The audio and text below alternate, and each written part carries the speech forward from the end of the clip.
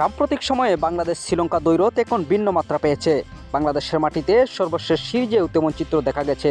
তবে সেই দ্বৈরথ চাপিয়ে এক হয়েছেন মুস্তাফিজ ও পাতি রানা। আইপিএলে একই দলের হয়ে মাঠ পাতিয়েছেন তারা। সেখানে গড়ে ওঠে এই দুই তারকা পেসারের বন্ধুত্ব। চলতি আইপিএলের শুরুতে চোটের কারণে কিছু ম্যাচে ছিলেন না লঙ্কান পেসার পাতি রানা। তার জায়গায় খেলানো হয় পেসার মুস্তাফিজুর রহমানকে। পরবর্তীতে চোট কাটিয়ে পাতি রানা ফিরলেও এই দুজনকেই নিয়মিত একাদশে খেলায় চেন্নাই। মাঠের পাশাপাশি মাঠের বাইরেও দেখা যায় তাদের বন্ধুত্বের দৃঢ়তা।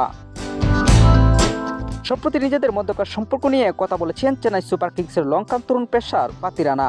মুস্তাফিজ প্রসঙ্গে পাতি রানা বলেন, আমি মনে করি সে আমার জন্য অসাধারণ একজন পার্টনার, কারণ ডেথ ওভারে সে খুবই ভালো বল করে। পাশাপাশি শেষ দিকে তার কাছ থেকে আমি দারুণ সাপোর্ট পাই। ডেথ ওভারে তার সঙ্গে বল করলে অনেক কিছুই সহজ হয়ে যায়, কারণ সে ভালো একজন বোলার।